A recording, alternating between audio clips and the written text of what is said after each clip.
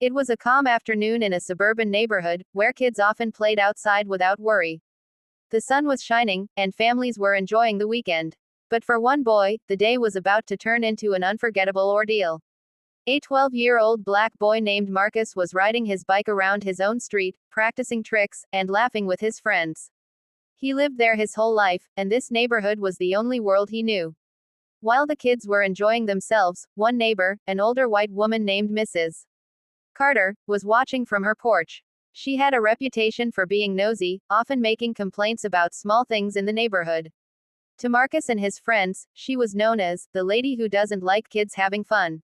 But on this particular day, she took her complaints to a shocking new level. Mrs. Carter picked up her phone and dialed 911.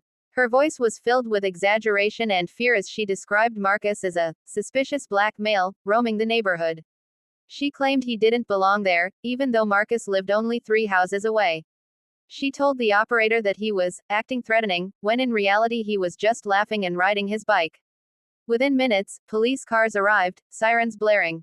The sound startled everyone in the neighborhood, and parents began stepping outside to see what was happening. Marcus froze when he saw the flashing lights. His friends ran home, terrified, leaving him standing there with confusion and fear written on his face. 2 officers stepped out of their cars and approached Marcus quickly.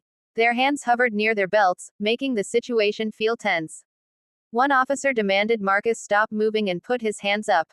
The boy was trembling, not understanding why he was suddenly being treated like a criminal. Marcus tried to explain that he lived right there, pointing toward his house. But the officers weren't listening. Instead, they continued to press him with questions he didn't understand. Neighbors gathered around, some recording the incident on their phones. Whispers spread through the crowd. Isn't that the Johnsons' boy?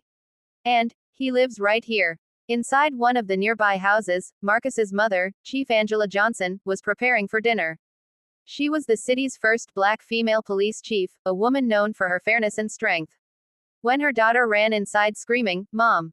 They're arresting Marcus outside," Angela's heart sank. She rushed to the window and saw the flashing lights, the officers surrounding her son, and the fear on his face. Without hesitation, she grabbed her badge, walked out the front door, and headed straight toward the chaos. The officers were still interrogating Marcus when Angela stormed into the scene. The crowd instantly grew quieter. Everyone knew who she was. "Step away from my son," she commanded, her voice sharp and full of authority. The officers froze, realizing they had just targeted the child of their own chief. Faces turned pale as they exchanged nervous glances. Marcus ran to his mother, clutching her tightly, his tears showing just how traumatic those moments had been. Mrs. Carter, still standing on her porch, was watching everything unfold. She hadn't expected this outcome. When she saw Angela confront the officers, her jaw dropped. The very person she thought would back up her prejudice was instead the boy's mother, and the highest-ranking officer in town.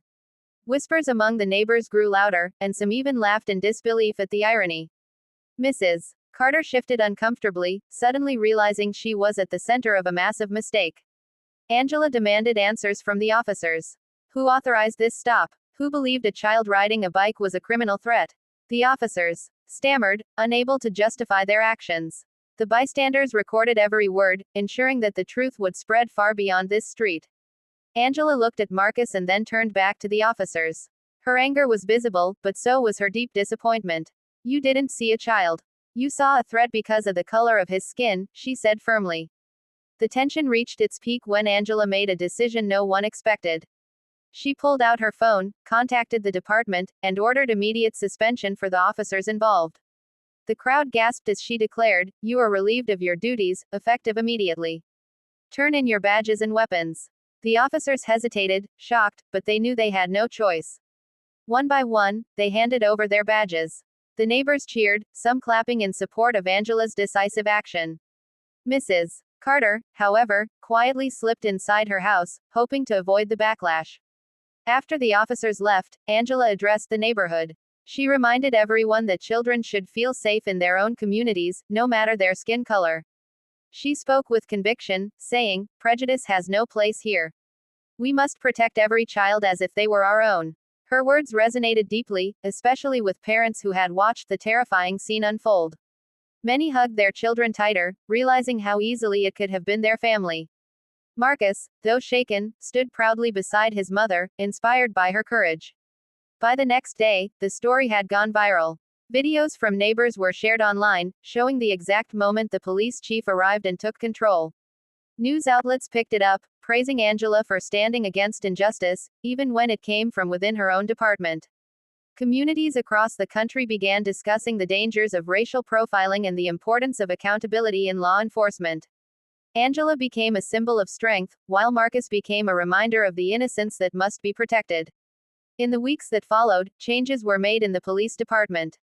New training programs were introduced to prevent racial bias and ensure officers truly served their communities. Angela made sure Mrs. Carter's false report was documented, warning others against making similar calls out of prejudice. For Marcus, the experience was life-changing, but he also learned something powerful, that his mother was not only his protector but also a defender of justice for all. The neighborhood slowly became more united, neighbors realizing that silence in the face of injustice only fuels division. And as for Angela, she continued her work, not just as a police chief, but as a mother who had shown the world that love, courage, and accountability could rewrite even the darkest stories.